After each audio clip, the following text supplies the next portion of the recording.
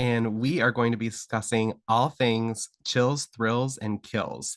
Kate and I are going to be talking about our favorite books, TV shows, and movies that are in the thriller or crime fiction genre, as well as some reading habits and other items related to how we met on Bookstagram that will fit in with this podcast. So, thank you so much for joining us, and we hope that you have fun and get totally terrified.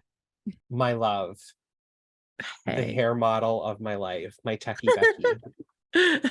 and the list just keeps growing. I know. I want to shout out I was gonna talk about your shirt because I meant to mention it earlier. Bookshelf Tees because I loved, even though I'm not like a big color person, I like love this shirt from Bookshelf Tees. Yeah. And now that Barbie's out, it's kind of giving me Barbie vibes, but Yeah, like I agree. book Barbie. So I'm like, oh my God, Lauren is just so ahead of the game. She is. And if you I forgot to shout mine out because last week I was wearing my Nobody's Heard From Me for Months shirt from her. So we're both on a kick. And if you do shop at Bookshelf Tees, you can use the code Gare Indeed Reads and get 15% off. Nice. So. And you should shop there. So yes. If you're listening to this podcast, you need at least one shirt from there. You need at least one bookish shirt. Yeah. And she's got like so many things that like people will be able to get. My mom has some. Aww. And she reads like one book a year. I was gonna say, did I not know that your mom read? And you're like, no. No, I just like there's like some books that like I'm never gonna shut up about this, and then like she'll read it and be like, oh, it's really good. Like when I got invited last minute to the Luckiest Girl Alive premiere, and she was like my +1. She was like, I have to read the book now, and she like went through it in like 3 days, like finished it on the train on the way to New York City. Oh my God. So, that's amazing. But I have been excited for this episode since May. I know. We really did talk about it that long ago. Well, it's just going to be a very fun one. I know. It's probably going to be my favorite episode ever. I know. But to kind of tantalize everybody, I have an icebreaker for you. You're good at those. I love them. I love them. And I'm hopped up on Diet Coke. I hope my dentist doesn't hear that. Okay, so like I sneak like the mini cans of Diet Coke. Yeah. Like I'll sneak one, like maybe 2 or 3 of them a week. Like when I like just for that little afternoon jolt. Oh yeah. But when I went to the dentist the last time, he was like, your teeth are so clean, like everything looks really good. He's like, you don't drink soda or anything like sugary, do you? And I was like, no, I'm a big water person. That's pretty much it. Like no alcohol, no soda. I told the truth on the alcohol, and I don't drink as much soda as most people do. Right. So I was like, oh no, I'm not a soda person. Well, if it's diet, you're not actually having the sugar stuck on your teeth. So I'll support also your true. delusion there too. Yeah. I was like, whatever. So I love this question in any form, but like, have you ever heard of like the rose and thorn question? Is that like something you liked and then something you didn't?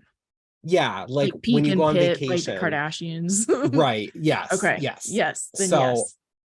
We have talked about for almost a year now how much like we just love fall.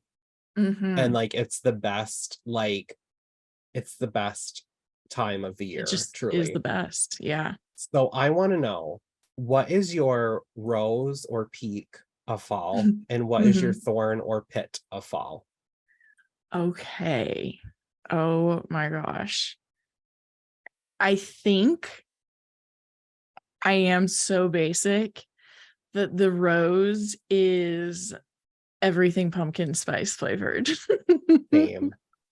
I think if I'm being honest with myself, it's right up there with like it not being 90 degrees anymore. So it's like the temperature, but I feel like that's kind of a given. So I feel like pumpkin spice is my actual answer for that part. thorn. What is a thorn? Well, I mean, this one's not very exciting, but one thorn is that when all the leaves start to like get a little bit moldy after they've kind of all fallen, my asthma gets significantly worse. And almost every year I have to do a round of prednisone in the fall. So yeah, that could be a pain in the ass. I can see that. Yeah, I can see that. I'm like super basic too. Like my rose is just like all around vibe. Like I love that the weather's like chilly but not too cold that you don't want to leave your house. I love horror movies, so like just basically like a 50-degree chilly but like sunny day watching scary movies with a pumpkin spice latte and like my favorite sweatshirt is like my vibe. Like that is like my perfect, like just all like around general feeling that makes me entirely happy. But my thorn is like I hate the heat, as you do too. So like the fact that like when it feels like you're like trickling down Satan's ball sack for 3 months of the year, I just don't understand why the days are so long in the summer when it's like miserably hot. I would prefer if the days were the longest in fall, like September, October, November. So that's my only thorn is I love fall so much and I love fall weather, but then it's like dark at 5 o'clock or 5:30 and that kind of pisses me off. Yeah. You know what's interesting is that's actually one of my favorite parts actually too, though, is that the days are shorter, but with your reasoning, I'm now with you. If I had to pick when the days would be shorter, I would prefer it to be in the summer, especially because then it would cool down sooner. Yeah. So you've converted me. I agree with that now. Oh my God. Amazing. Amazing. You didn't even know it's just like annoying. I'm just like, oh my God, like fall is finally here. And like all like the cozy vibes and everything. And I'm just like, why can we just not like, I think like my favorite thing, like the time that I'm like, I know fall is here now is like when like I haven't had a lot of them this summer because it's been so ungodly hot. But I think like my favorite thing is like when you have that one day where like, you know how some days in the summer where it's like cooler so you don't need your AC on, like maybe you just have like some doors and windows open and that's enough to like keep you comfortable. I love that first day where like you have your doors and windows open and you're like, ooh, it's a little chilly, I have to get a sweatshirt, or like I have to close my doors now because it's like 50 degrees in my house. And then I'm like, fall is here, bitches. I'm like, oh, my skin is a little bit chilly for the first time. I have goosebumps. I have goosebumps. And for once, it's not like a goosebump because you like went into air conditioning from like being super hot. Right. Or have one of these, like I have on my arm right here, where I took Murphy for a walk the other day and a wasp stung me. To have been a fly in the air when that happened. Well, I also saw a snake. I forgot about you. You are having a really, really bad week of WALKs. I didn't even tell you the worst of it. They put a bulletin out today. Oh no. For a town that's literally a 10-minute drive from me. That a horse tested positive for EEE, which is like equine, not good, something. It's some sort of disease that causes brain inflammation. Oh my God. And Eastern so they're equine like, encephalitis. Yes, that is it. It is in my town. A horse tested positive for it, and the worst part is that like it's transmitted through a mosquito bite. And it affects like horses and humans and like all mammals and it does reptiles. affect humans. Yeah. Reptiles, amphibians. So basically you can't go outside right now. The mosquitoes could be toxic. Which normally would be not a problem at all, but I have a little munchkin that has to go outside. I have a little munchkin that has to go pee every half hour. Well, like hour and a half, but still, like I'm like, oh my God, like I can spray myself down with bug spray, but like what do I do with my little munchkin? I know. Oh, well, what I will tell you, because I hate the smell of bug spray. Like absolutely hate the smell of like what you think of when you think of bug spray. And so this year I was a hippie about it. And you can use witch hazel and lemon and eucalyptus. And Oh, like, I so like just like those. barely any of that, but mostly witch hazel, and you shake it up. And I've been using that all summer, and I have only had one mosquito bite all summer. And I am so prone to them. And then I have to take Benadryl. It's a whole thing. It has worked for Yeah. me all summer. So that would work on dogs. Cool. Cool. Well, hopefully. You're like, I didn't need all of that information. No, I did. I did. I'm just like trying Yeah. to imagine me spritzing him down or like rubbing him down with like Yeah. anything right now, because Yeah, I he know. is like, he gets his little wild puppy moments and I'm like, oh my Mm-hmm. Yeah. so, but yeah, so hopefully I don't have brain inflammation and die, Let's hope you don't. or all of the mosquitoes can just like fucking disappear. I don't know what They they're good just for die. anyway. I hate mosquitoes. I hate them, I but don't care if they're crucial to an ecosystem. I yeah, disagree. I didn't even know that they were. I was just like, what do they do? I think every environmentally leaning person's always like, it's a part of the ecosystem, but about like anything. Well, yeah, I mean, I feel the same way about frogs. Like, I hate Yeah. frogs, I hate snakes, like I hate Yeah. mosquitoes, like whatever. But I'm not that Well, person. I'm just a boy looking forward to fall, hoping that he doesn't have brain inflammation when the cool weather gets here. yes. So, Same. if I do survive, there are a lot of books that I want to read this fall, because 2023 is like, I feel like every year I'm like, oh my God, like I publishing know. is never going to be as good as it is this year. And like Yep. last year, I was very nervous for 2023. And this year, I'm like, this is going to be the best year of our lives as readers, Mm-hmm. because there are I know. amazing books coming out. They just So, are. to all of our little book loving ghouls out there, Mm-hmm. and goblins and monsters, here are our favorite, most anticipated fall Yeah. reads of 2023. Dun, dun, Bum, bum, dun. bum. You both made Perfect music. timing. Perfect timing.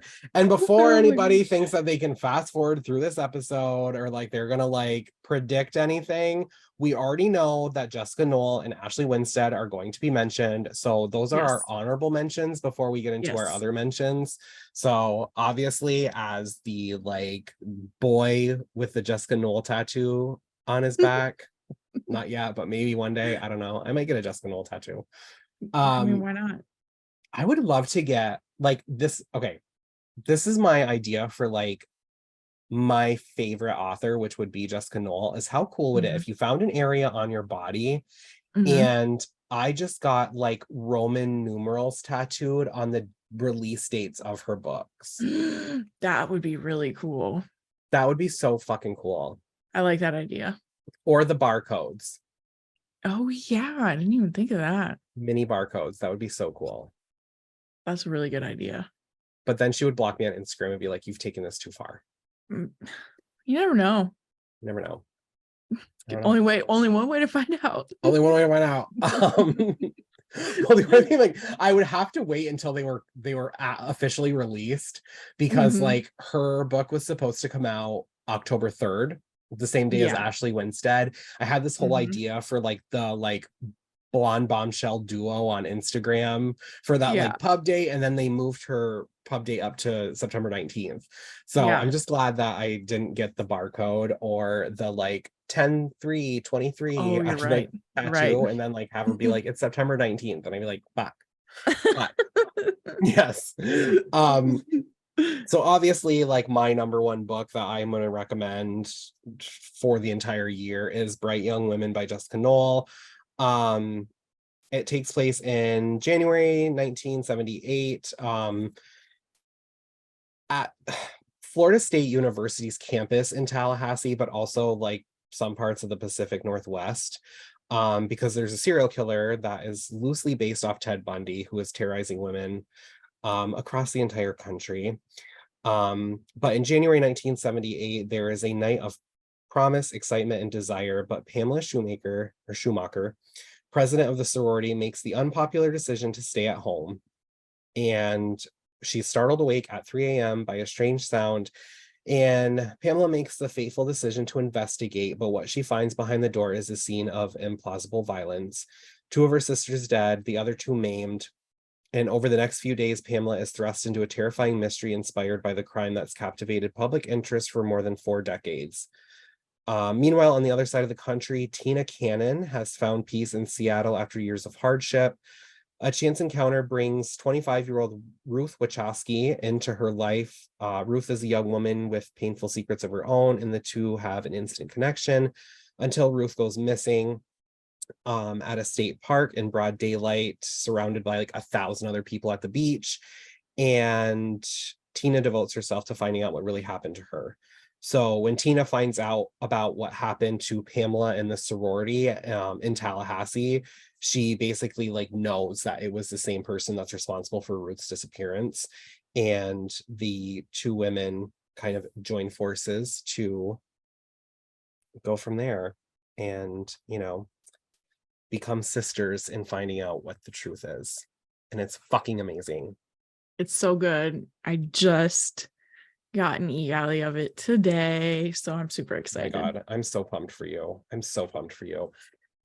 It's very bleak. Like if you are looking for like, oh, something spooky and scary, like this is not it. Like this is very much like a reflection in literary form of what women who were murdered by Ted Bundy and the victims that survived Ted Bundy and everything. Like it's very like haunting. It's very like bleak.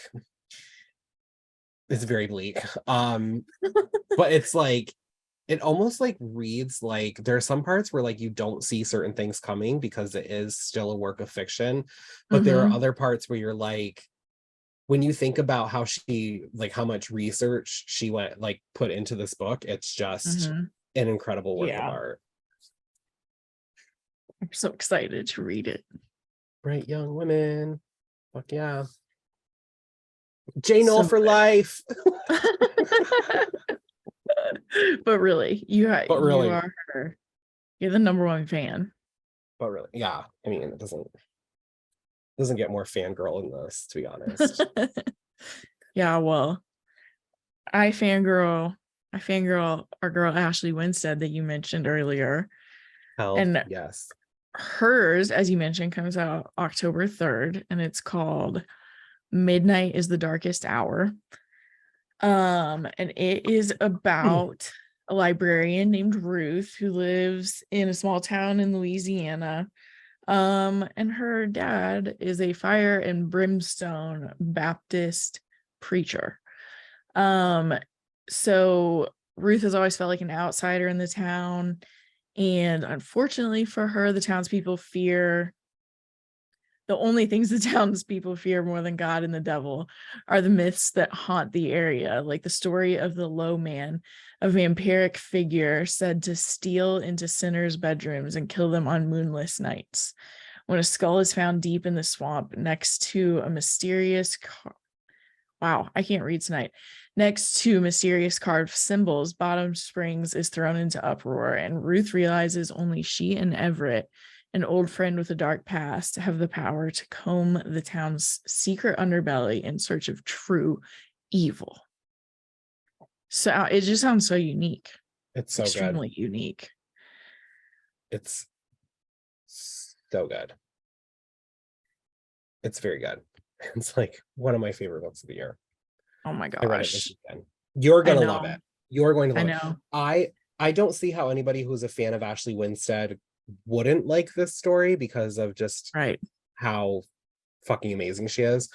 Yes. You are going to love this story. You are going to love it. I know that 100%. Like if somebody was like, would you bet your arm on this? And like if you were like, meh, it was okay, I would allow somebody to cut my arm off.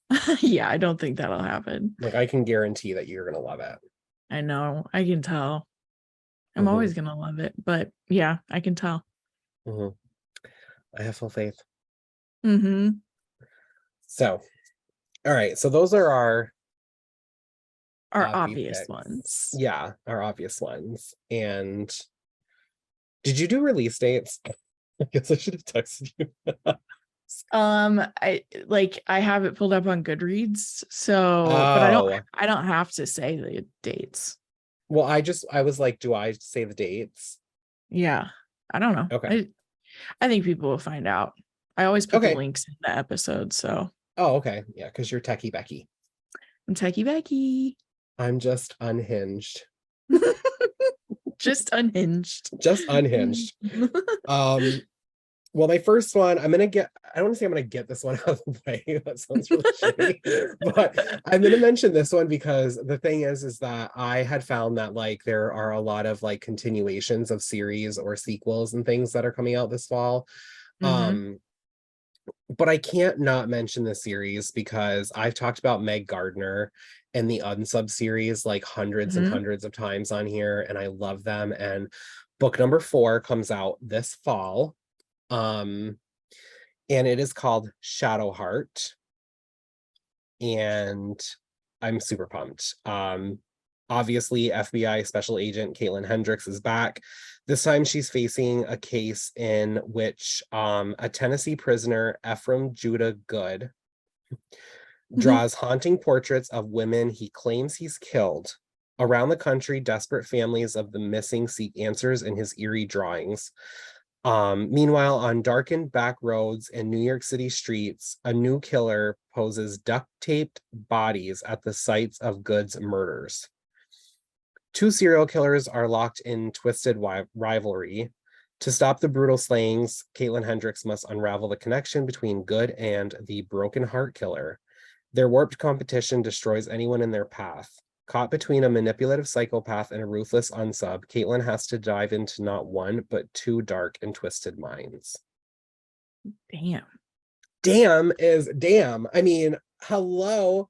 I love a serial killer book. I love the Unsub series because they're all serial killer books without giving me any of that. Oops. Without giving me any of that stuff that I like don't like in it. Yes. Like spies and espionage and stuff like that. But like my first recommendation.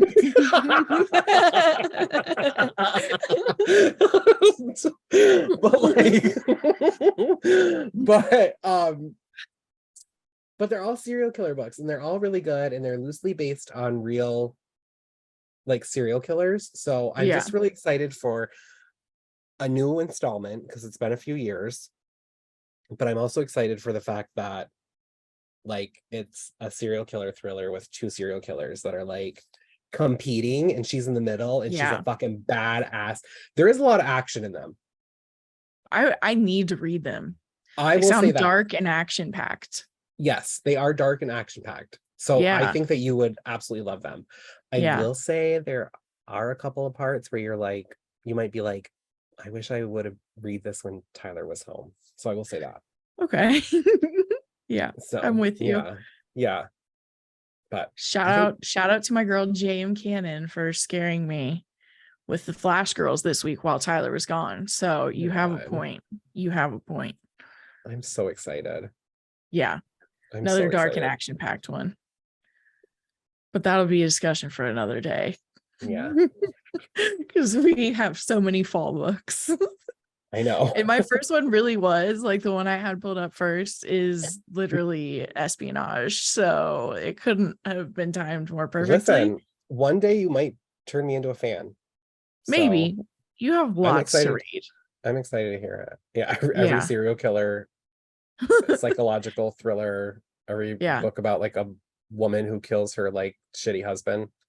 Once I get through all those. You've got everything. You don't need another genre, but for me, I'm excited. Let me have this one.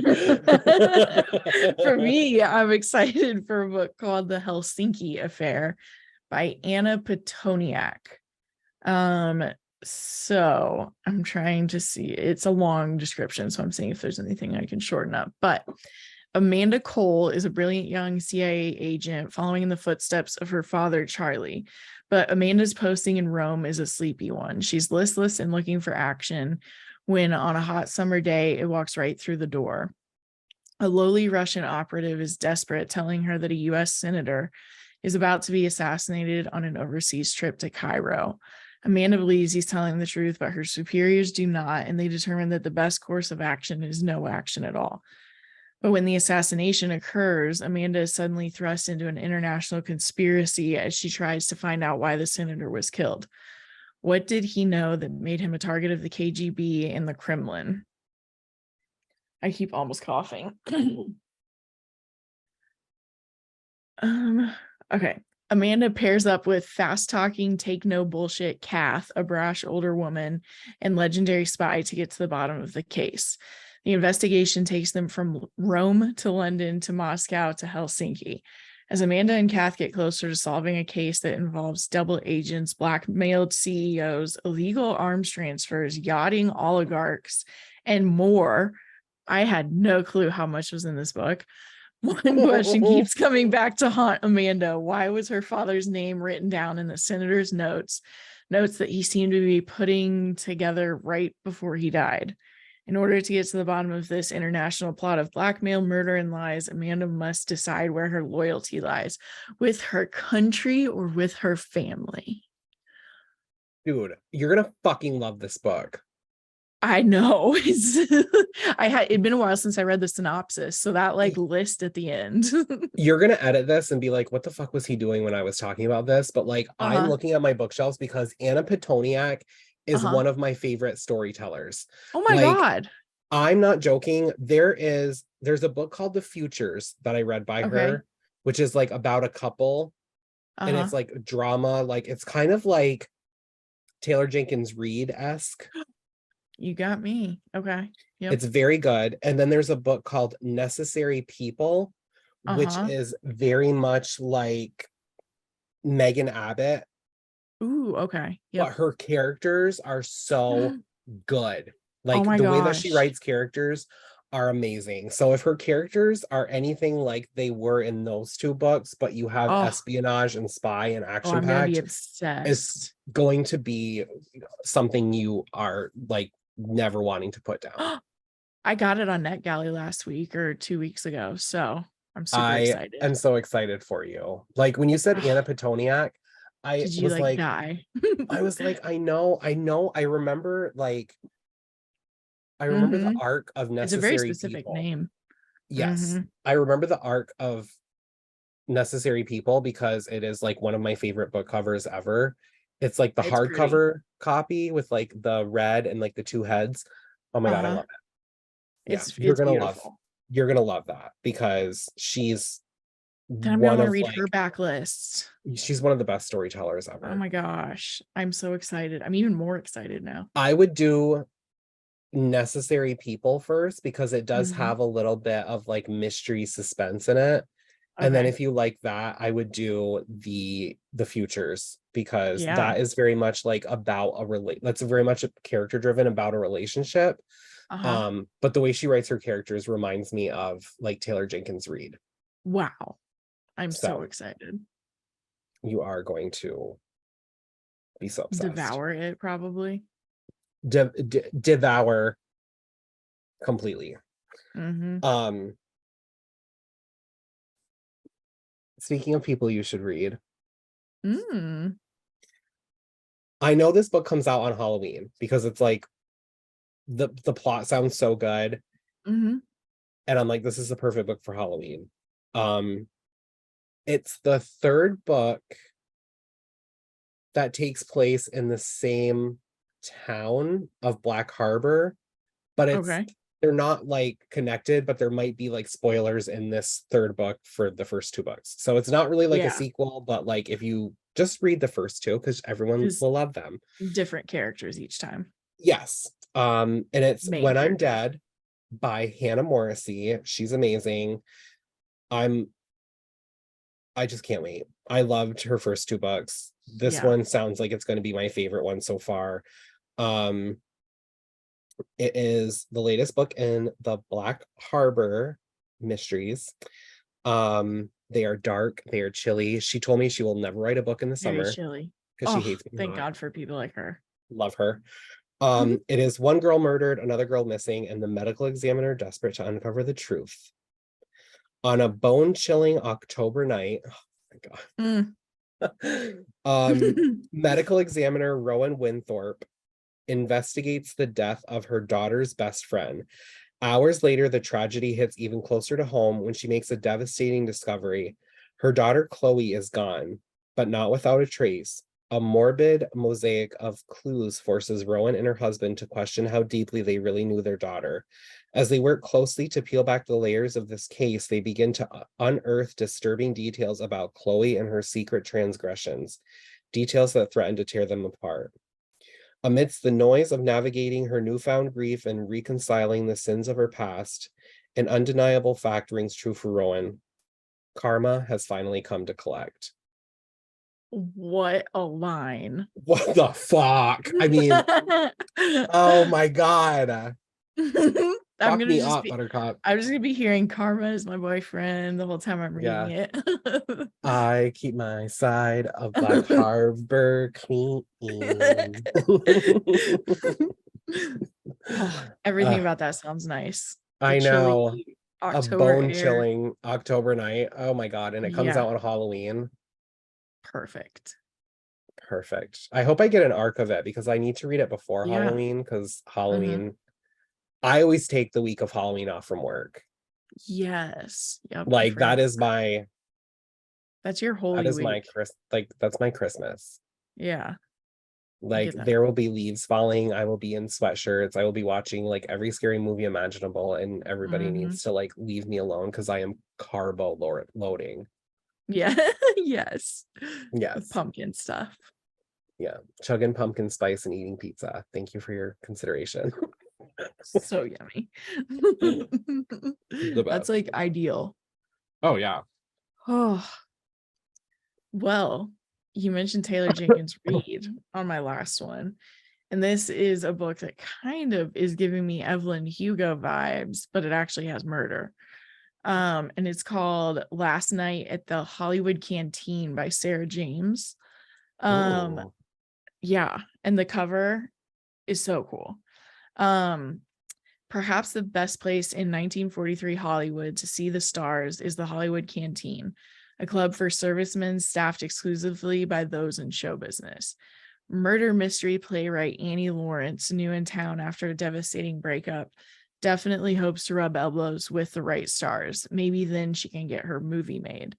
But Hollywood proves to be more than tinsel and glamour. When despised film critic Fiona Ferris is found dead in the canteen kitchen, Annie realizes any one of the canteen's luminous volunteers could be guilty of the crime. To catch the killer, Annie falls in with Fiona's friends, a bitter and cynical group, each as uniquely unhappy in their life and career as Annie is in hers, that call themselves the Ambassadors Club. Ooh. Solving a murder in real life, it turns out, is a lot harder than writing one for the stage. And by involving herself in the secrets and lies of the Ambassadors Club, Annie just might have put a target on her own back. Hot damn. I know. That sounds really good. It just sounds very, very interesting. Yeah. I'm loving you coming into your like this era of like Mhm.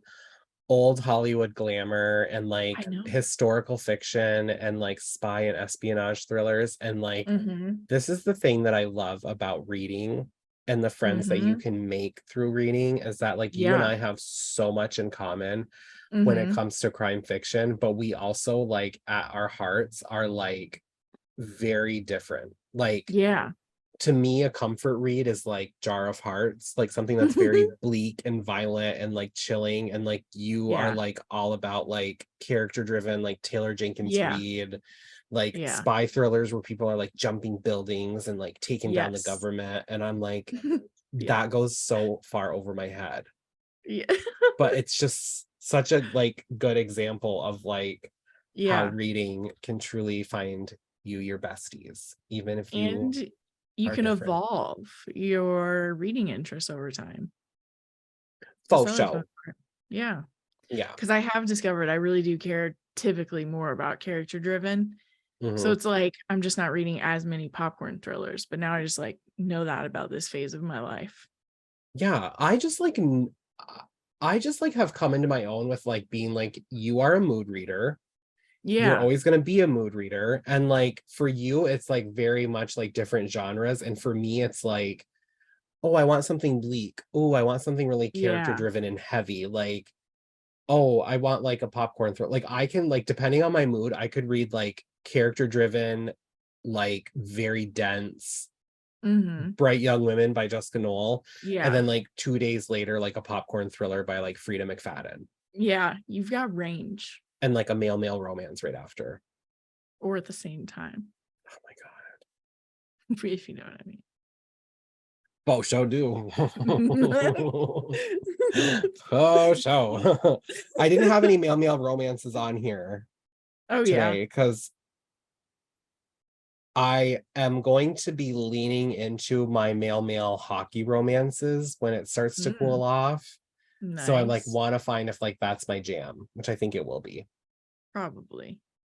So, but I'm all about murder today, folks. Yeah. I get it.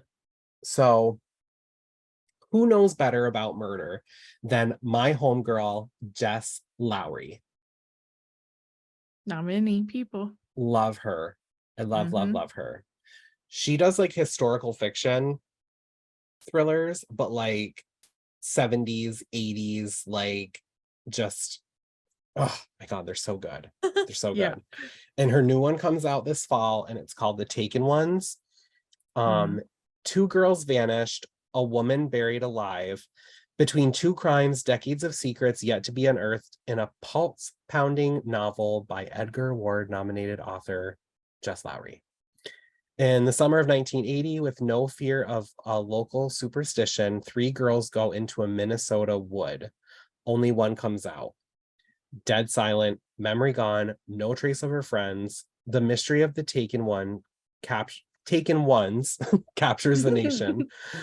In summer of 2022, cold case detective Van Reed and forensic scientist Harry Steinbeck are assigned the disturbing homicide. A woman buried alive, clutching a heart charm necklace belonging to one of the vanished girls. Ooh. Van follows her gut. Harry trusts in facts. Their common ground is the need to catch a killer before he kills again. They have something else in common. Each has ties to the original case in ways they're reluctant to share.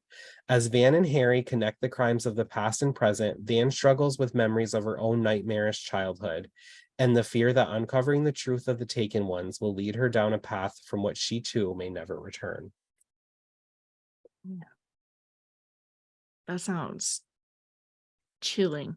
That is such a detailed, intense I know. plot that I'm like, oh my God, because like I love her. Like I Yeah. have never read a book by her that like I was like, oh, like I wouldn't read that again. Like I'm always like, that is so fucking good. And Yeah. like her plots are always very, very complex and like very specific and intricate. Like no one else will do it. There's like tunnels under towns. There's like bicycle mentions that like are very important. It's just like everything is very, very well detailed and every detail is important. I still need to read the Quarry Girls. I think that's like my like Unspeakable Things and the Quarry Girls are like tied as my favorites by her. Okay. Until this one. But with this one, on Goodreads, it says it's a Van and Harry #1. So I'm thinking that these two characters may be the start of a series by her. That's exciting. Would be very exciting. Yeah, I would be really excited about that. Oh, that's awesome. I love her. Yeah. And to make things even better, I have a copy of The Taken Ones for you that I'm going to be sending you this weekend. Oh my gosh. Add it to my ever-growing list. Yep. Oh, it sounds so good. Yeah. I think you'll really like her writing. Like you'll be like, this is very it sounds like I would. Yeah. If anything you told me about J.M. Cannon is like how I'll feel, then I think that like they would be like two in the same. Even when you like that part where you said like she's like clutching the necklace that someone else was wearing, it was reminding me of J.M. Cannon. So yeah, you will love. We're in for treats with both of them. Well, I have not a segue, but another spy thriller. Oh my gosh. And what I also just noticed is this is the third one in a row that's 400 pages. So I have a lot of long reading to do. I was like, why do these keep Right. saying 400? But it just does. So it's long synopses as well. But The Traitor is the second Alias Emma book by my girl Ava Glass. Um, I have not said the words oligarch and yachting, very often in my life. And I just read it in the first description, and it's in the first sentence of this one. So this is apparently the episode about oligarchs and yachts. But British spy Emma Makepeace goes undercover on a Russian oligarch's super yacht, where she's one wrong move away from a watery grave in this electrifying thriller from the author of Alias Emma. An M16 revoked by spy thriller fan card. An MI6 operative is I don't even know found what an dead. M16 is, so It's not real, it's MI6, but I read it as M16. If I saw MI6, I'd be like, is that the sixth Mission Impossible movie? I mean, kind of. Yeah. Oh my god. Well, an MI6 operative is found dead, locked in a suitcase inside his own apartment. Despite an exhaustive search, no fingerprints are found at the scene. Emma Makepeace and her handler Ripley know an assassination when they see one, and such an obvious murder can mean only one someone is sending a message. I think that's a typo. Can mean only one thing. Someone is sending a message. As she digs into his past, Emma discovers that the unfortunate spy had been investigating two Russian oligarchs based in London. He'd become obsessed with the idea that the two were spies, aided by a third man whose identity he had yet to uncover. When he shared his findings within MI6 in the weeks before he died, the response came back fast: drop the investigation and move on. Had he uncovered a secret that cost him his life? To pick up where he left off without ending in a suitcase of her own, Emma goes undercover on one of the oligarch's $1 million yachts. I really am gonna, how many times can I say oligarch and yacht? Scheduled to set sail to Monaco. Under other circumstances, this would be a dream vacation, but if Emma's real identity gets discovered, it's a death sentence. So this is my fall of oligarchs. I don't know what an oligarch is. It's someone who is wealthy and politically powerful. What's an oligarch? Conceptual form of power structure in which power rests with a small number of people. So yeah, it's like they are wealthy people that are politically involved in a country. Okay. Cool. Because you were like, how many books am I gonna read about oligarchs? Ha ha ha. And I was like, ha, I don't know what an oligarch is. Like, what is an oligarch? I was like, I know, right? And I'm like, I think I know what it is. I'm like, is that like an it sounds like an oligarch sounds like a very expensive piece of furniture to me. It does. You're right. I'm like, is this like the Lion, the Witch, and the Wardrobe, or what? Or like a weird animal from Florida. Yeah. Like an armadillo or something. Yeah. Oh my god. Okay. That is too funny. I know. But yeah, I'm a big fan of this series already, so I can't wait, and I'm gonna read it pretty soon. Well, I can't wait to hear what you think of your oligarch journey. Yeah. My segue is, as much as you love spy and espionage thrillers, my thing that I am enjoying seeing more in crime fiction lately is the fact that there are a lot more stories that are fictionalized stories that kind of touch base on the fact that there are a lot of missing and murdered Indigenous women. So Blood Sisters by Vanessa Lilly is coming out this fall, and it sounds incredible. And it is another one in which she is touching base on missing and murdered Indigenous women. And the thing that I love about this is it's described as a visceral and compelling mystery about a Cherokee archaeologist for the Bureau of Indian Affairs who's summoned to rural Oklahoma to investigate the disappearance of two women, one of which is her sister. As an archaeologist for the Bureau of Indian Affairs, Sid Walker spends her days in Rhode Island trying to protect the land's indigenous past, even as she's escaping her own. While Sid is dedicated to her job, she's haunted by a night of violence she barely escaped in her Oklahoma town 15 years ago. Even though she swore she would never go back, the past comes calling. A skull is found near the crime scene of her youth, just as her sister, Emma Lou, vanishes. Sid knows she has to return home. She refuses to let her sister's disappearance or remains go ignored, as so often happens in cases of missing Native women. But not everyone is glad to have Sid home, and she can feel the crosshairs on her back. The deeper that Sid digs, the more she uncovers about a string of missing Indigenous women cases going back decades. To save her sister, she must expose a darkness in the town that no one wants to face. We love exposing something that someone doesn't want to face.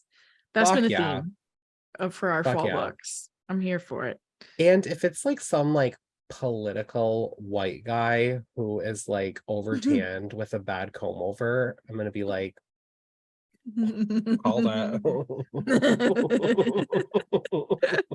Strangely specific. In the well, you know, with everything going on right now with He Who Shall Not Be Named, there's a lot of things about like, oh, like he's innocent of this, and that. And I'm like, but nobody really wanted to pay attention to the fact that he was rubbing elbows with Jeffrey Epstein. So let's talk about how there's a lot more to uncover about Mr. 45. Mm-hmm. And in the words of my girl, Karen Huger from Potomac, clink, clink. I forgot about that. She is such a specific vibe. Mine, yes. Potomac is just perfect for me. I mean, love. Not Potomac, but did you see that Mary is going to be back on Salt Lake City? Yes, I'm very excited for Mary. I was There's shocked. always got to be one like little nutty one. You know what I mean? Like there's always got to be like one like nutty, unhinged housewife, or it just like doesn't make sense. And like having Mary come back just feels right to me. It's gonna be fascinating. It's going to be so good. Having her like tell Heather, like there's been a lot that Heather has seen where like Heather has like people have thrown this in her face, they've tagged her in it and everything. So for Heather to be like, do you really think that I look inbred? And having Mary be like, yes, I do. Like Mary's not going to tell you that just to hurt your feelings. Like she's going to tell you that because she actually believes it. I know, because she's like, just that like she's blunt. Yes, she's blunt and she's like a little kooky. And she's very honest. Like the fact is, like her saying, she's like a little kid. Like little kids just like say it. You look inbred. Yeah. In Mary's mind is like her saying it makes it a fact. I know. Like I can't wait. I can't wait for Mary. And the tricky thing for me is technically I prefer that to someone who says it behind my back. Oh yeah. 100%. You know? In some 100%. Ways, I'm like, good for you. You just told me to my fate, to my inbred face. I'd rather know who somebody is our entire friendship, even if it doesn't work out. Nothing is worse. And not to be shady, but like nothing is worse than like investing years and years in a friendship with somebody only to have the friendship end and to have you be like, I know how shitty of a person they are. Are they gonna like do this behind my back? Yep. Now that the friendship's over. But if they do, I can do the same to this fake person. To this made up scenario. Yeah. Same. You're like, me too. I have someone totally made up that I feel that way about. But I'd much rather have somebody say it. Like, I'd much rather have somebody like in a friendship be like, I fucking hate you. I think you're boring. I think you're stupid. I think you're like a bitch. I think like you're all of these things. So that when the friendship is over, I know what you're saying behind my back. You know, like, don't pretend like, oh, I think you're so smart and I think you're so kind and you light up the room when you walk into it, only for the friendship to be over, to have you be like, the room is dull when you walk into it. I fucking hate your guts and like blah, blah, blah, blah, blah, blah, blah. Yeah, exactly. So what we're saying is we appreciate honesty. Yeah, we appreciate Mary. We appreciate Mary. It's gonna be very fun. Yeah. Well, I don't have a segue. How could you? I know. I was like, do I have a housewife-esque book left? And I don't.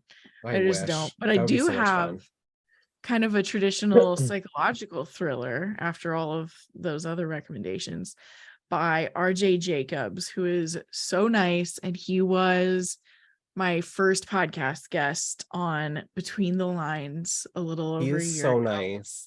I love him. He is very nice. He's very cool. And he has a new book coming out called This Is How We End Things. And it is dark academia. Campus is, are you ready for this? Talk about bone-chilling October night. Campus is empty, a winter storm is blowing in, and someone is lurking in the shadows, waiting for their chance to kill again. Oh my God. Forest, North Carolina. Under the instruction of enigmatic Professor Joe Lyons, 5 graduate students are studying the tedious science behind the acts of lying. But discovering the secrets of deception isn't making any of the students more honest. Instead, it's making it easier for them to guard their own secrets, and all of them have something to hide. When a test goes awry and one of them is found dead, the students find themselves trapped by a snowstorm on an abandoned campus with a local detective on the case. As Harvard's secrets begin to break the surface, the graduates must find out who's lying, who isn't, and who may have been capable of committing murder. It turns out deception is even more dangerous than they thought. That sounds so fucking good. Doesn't it? It's cold. It's dark academia. There's a lying theme. Oh my God. It kind of sounds like, not like sounds like in a sense of like, oh, it's going to be just like this, but like it kind of gives me a little bit of Vera Kurian. What was it? Never Saw Me Coming. Yes, I agree. I completely agree. And you guys all know how much we love that. Oh, nice. And you've got the copy. Fuck yeah, I have a NetGalley of it. Fuck yeah, fuck yeah, fuck yeah. That sounds really good. We should definitely read that together. I feel like that's something that we should read together. I think so too. Let me spin my card around here because I have a segue. You and your library cart. My library. Yeah, my thriller one, not my male romance one. Don't want to get those. You boys, I'll deal with later. So, speaking of snowstorms, nice wintry vibes in the fall, we love it. This is the longest synopsis in the entire world, but dude, my last one is somehow longer than the other ones. Really? So, yeah. Oh my God. Okay. So I'm going to try to like fly through this. Speaking of snowstorms, one of my books that I'm looking forward to the most is Christmas Presents by Lisa Unger. Yeah. Because I love her. I love her. I love the cover. Instead of presents this Christmas, a true crime podcaster is opening up a cold case. Madeline Martin has built a life for herself as the young owner of a thriving business, The Next Chapter Bookshop, despite her tragic childhood and now needing to care for her infirm father. When Harley Granger, a failed novelist turned true crime podcaster, drifts into her shop in the days before Christmas, he seems intent on digging up events that Madeline would much rather forget. She's the only surviving victim of Evan Handy, the man who was convicted of murdering her best friend Steph and is suspected in the disappearance of 2 sisters, also good friends of Madeline's, who have been missing for nearly a decade. It's an investigation that has obsessed her father, Sheriff James Martin, right up until his stroke took his faculties. Harley Granger has a gift for seeing things that others miss. He wasn't much of a novelist, but his work as a true crime author and podcaster has earned him fame and wealth, and some serious criticism for his various unethical practices. Still, visiting Little Valley to be closer to his dying father has caused him to look into a case that many people think is closed and some never want reopened, or some want reopened. I'm sure some people don't too, but whatevs.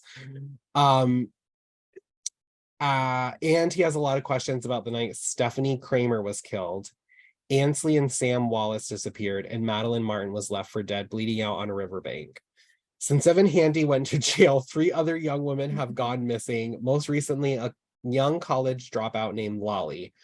5 young women missing in the same area in a decade. Are they connected? Was Evan Handy innocent after all, or was someone else there that night? Someone who is still satisfying his dark appetites. I can't believe how many things are going on in that story. As Christmas approaches and the blizzard bears down, Madeline and her childhood friend Badger return to the past they hoped was dead to find the missing Lolly and answer questions that have haunted them both, discovering that the truth is more terrible and much closer to home than they think. He done this time. Oh my god, yes. Yeah, there's like, if that's just the synopsis, imagine everything that's going to even happen. I know. And the worst part, well, not the worst part, I mean, it's a 250-page book. Mm-hmm. I love Lisa Unger. I'm a huge fan of her. This one sounds like it's probably going to be like one of my favorites of her because of like, oh, the blizzard's coming in and like we're investigating a serial killer, and like I love when you have crimes that are like connected, like this one was left for dead, this one was murdered, these 2 are missing, this girl's now missing. Like this is like, you know what I mean? Like there's just so much going on. So I'm very excited for this. Yeah. Me too. It's going to be very good. Now I'm winded. And it'll be nice and cool when we read it. Yeah. Most likely. Mm-hmm. Yep. Makes it even better. Oh my god, I know. All the dead leaves. Yes. When the leaves die, I come alive. Same. Same. I don't have a segue, but I do have an intro that clearly this is my year of LA/Hollywood, which you were kind of pointing out as well. But it was the whole Hallie Sutton Hollywood coming into our lives was just, you know, I can't get enough of Hollywood in LA. Hallie rhymes with Sally. Because I'm reading her other book, The Lady Upstairs, right now. It is amazing, and it is a even grittier version of Hollywood than the Hurricane Blonde. So there's my little PSA. I love that. But the other book I was going to talk about is called Dreambound by Dan Fray or Fry. I never know which one it is. When Byron Kidd's 12-year-old daughter vanishes, the only clue left behind is a note claiming she's taken off to explore the hidden world, a magical land from a series of popular novels. She's not the only child to seek out this imaginary realm in recent years, and Byron, a cynical and hard-nosed reporter, is determined to discover the whereabouts of dozens of missing kids. Byron secures a high-profile interview with Annabelle Tobin, the eccentric author of the books, and heads off to her palatial home in the Hollywood Hills. But the truth Byron discovers is more fantastical than he ever could have dreamed. Harley just scared the shit out of me walking in, and I'm like generally like, alone what are you doing, Mom? So I was like, what was that sound? As he uncovers locations from the books that seem to be bleeding into the real world, he must shed his doubts and dive headfirst into the mystical secrets of Los Angeles if he ever hopes to reunite with his child. Soon Byron finds himself on his own epic journey, but if he's not careful, he could be the next one to disappear. And this one's one of my she just ran into the chair that time. She's like, get your fucking ass out here, Mom. I'm ready to hang out. Right? This one is just like a little bit more out there. I think it's a little more fantastical than the sci-fi I normally read, but I love stuff about dreams. And I mean, it's called Dreambound, so maybe the dreams have something to do with it. Or maybe I'm just being led the wrong direction because I just realized the synopsis doesn't talk about dreams. It talks about a book, but I Maybe it's a tend book he wrote in his dreams. There we go. Maybe we just solved the whole book. Could you imagine? I'm be like, we were right. The guy who doesn't read sci-fi is like, well, maybe it's this. Yes. But yeah, I mean, clearly LA gets me, dreams get me, whether they're in it or not. And yeah, I'm excited for it. It's also 400 pages. That's fucking crazy. It does. I like when like sci-fi like has like crime fiction elements. Yeah. Like, oh, like the daughter disappeared and stuff, because I feel like that's like a good, like, I don't want to say like beginner because I feel like that's like condescending, but like I feel like it's like a good like it is though. I feel like it's like a good like segue to go from like crime fiction to like want to try science fiction from like it's like how Ninth fiction. House made me like fantasy because there was some like crime fiction part to it. Yeah. Like I did that with like a Dean Koontz book that was like very much like I think it was like about a serial killer, and like this man's girlfriend had disappeared and there were like different like portals and stuff. I don't really know sci-fi that much, but like it was like pretty good. Like I enjoyed reading it. Okay. But yeah, I like really enjoy that when like they kind of have like a little bit of like crime fiction elements, because it kind of like will attract readers who don't necessarily read sci-fi. Yes, I agree with that. I love a genre blend. Yeah. What's your next one? Why are you smiling at me? I don't have a next one. You don't? Did you go first? Yeah. Oh, okay. Well then, because I was like, oh, hey guys, like fall, we love fall, like roses and thorns. And you're obviously right. we're going to talk about like Jessica Knoll. And then I just started talking about Jessica Knoll because once her name comes out of my mouth, I don't shut up. You're right. Yeah. So those are our books. Yeah, that's what you should read this fall, and probably many more to come, obviously. Yeah. So if you follow us on Instagram, we'll be sharing like a ton of more recommendations. And I will say one last thing about my girl Kate. She doesn't be following her on Instagram because she cost me some money this week, because the book she keeps referring to, The Flash Girls by J.M. Cannon, right here, and it's like one of the most amazing covers in the entire world. So cool. The author took this picture for the cover, which is amazing. And this is like the book like that I am dying to read next. So I'm so excited for you to read it.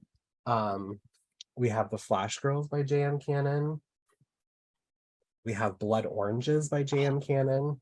So pretty. And we have The Quiet Wife by J.M. Cannon. Oh my gosh. So I bought all of them. They all sounded so good that I was like, I just need them.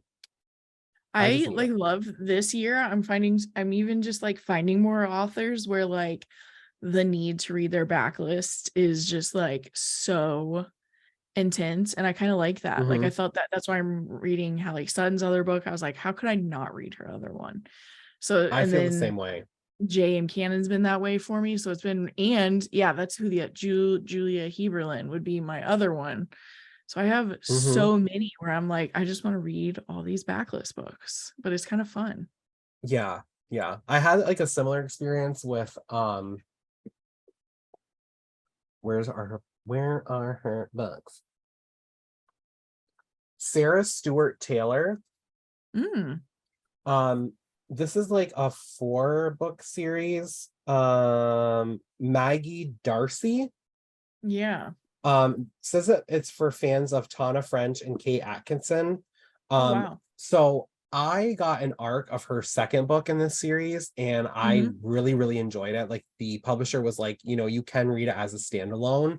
So I read the second book and I loved it so much that like I went and bought the first book, and like I just collected book 3 and 4 when the arcs came out, so that I can just binge that series because I really enjoyed them. I love that. Yeah. So that's kind of my recommendation for some backlists. Yeah. Basically, we're saying this whole fall season, just stay inside Just and read as much as possible.